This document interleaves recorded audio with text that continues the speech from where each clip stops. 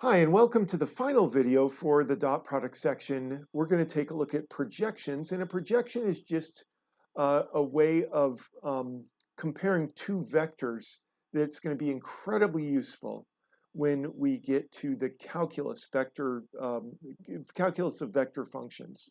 So um, let's go ahead and take a look at some projections. First thing is to understand what we mean by a projection. So let's take a closer look at these diagrams. If I can get my computer to do what I want it to. So we have these figures, and um, a projection is just a way of sort of pushing or compressing one vector and looking at it only in light of the direction that another vector points. So here, let's look at this diagram first. This diagram shows you two vectors, A and B, and it shows you the projection of A onto B. I like to think of this as, we have maybe the sun is shining. So here's the sun up here. And the shadow that vector B makes along vector A, this shadow here, is the projection. So you're projecting vector B down onto vector A. The same thing is true over here. And so in this case, it looks a little bit different because vector A and vector B are pointing almost in complete opposite directions. But vector A, it has a sort of a line. Think of vector A as the ground. And vector A is pointing this direction on the ground, but the ground continues back behind vector A. So here, once again, the sun is shining,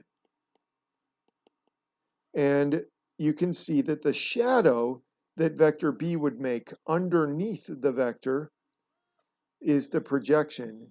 It might be helpful if I got rid of all of that there so you can see better.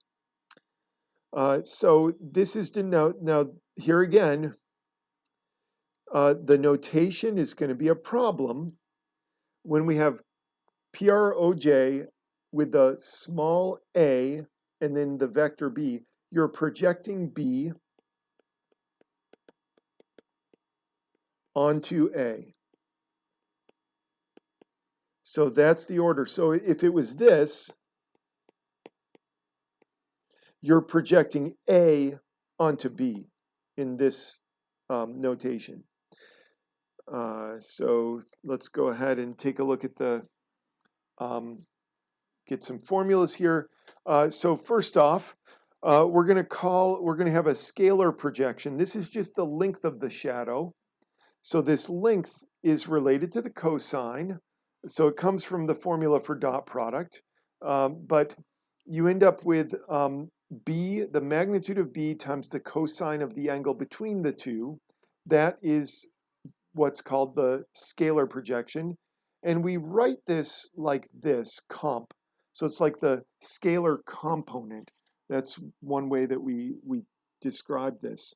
Well, now that we have that formula there, you can actually come up with a formula for this scalar component. Specifically, just take B times the cosine. Now we know the cosine is A dotted with B over magnitude of A, magnitude of B.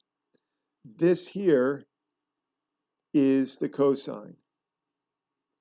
Now notice what happens is the B's cancel and you're just left with A dotted with B over the magnitude of A.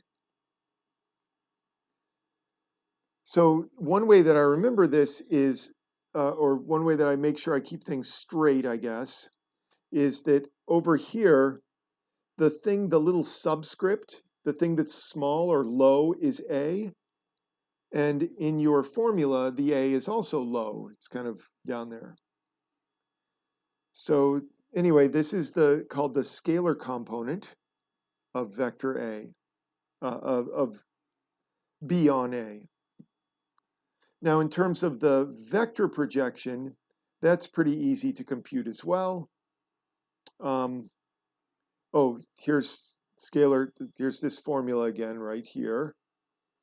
And they've got another version of it here, but really this is the formula that I use for this vector component, or scalar component, sorry. So A dotted with B over magnitude of A. The vector projection is just a little bit more complicated. Basically, you're going to take this, that's the scalar component, and you're going to add a direction to it. So you have this length, and this is a unit vector that points in the same direction as vector A.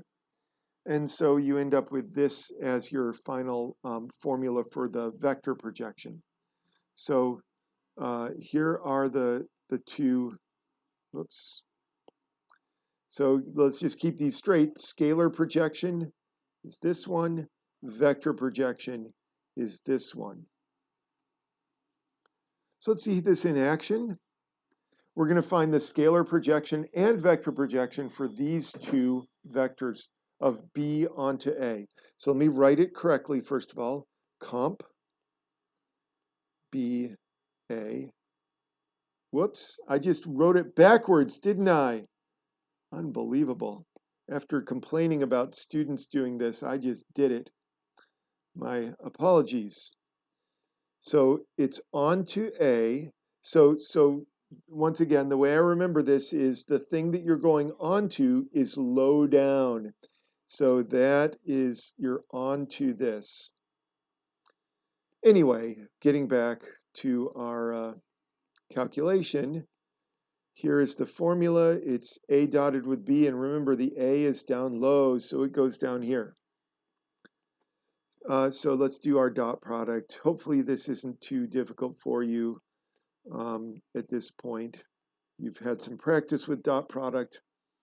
So -2 plus 3 plus 2 over the magnitude of A, and that magnitude, it looks like, is radical 14. And so this is just 3 over radical 14. So understand, this is the length of this shadow of B when you project it onto A.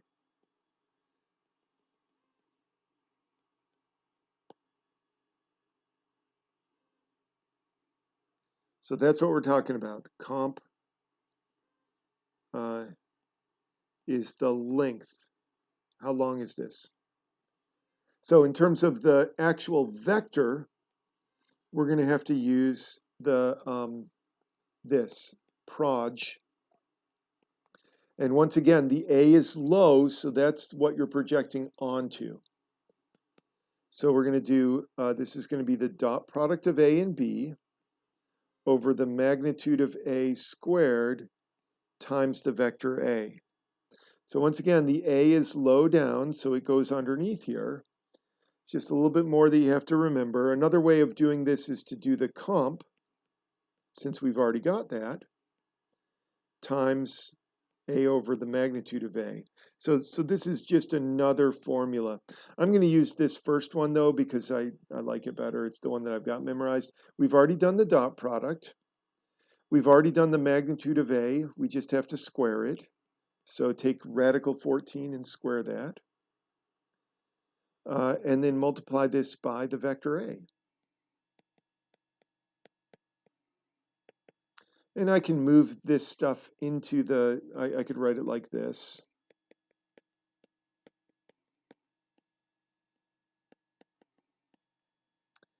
And that's totally fine like that.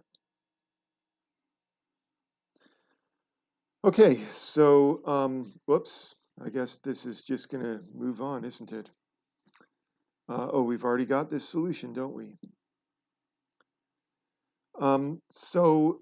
I think that we're going to want to do this last bit in a final video. Yeah, let's do the last bit in one last video.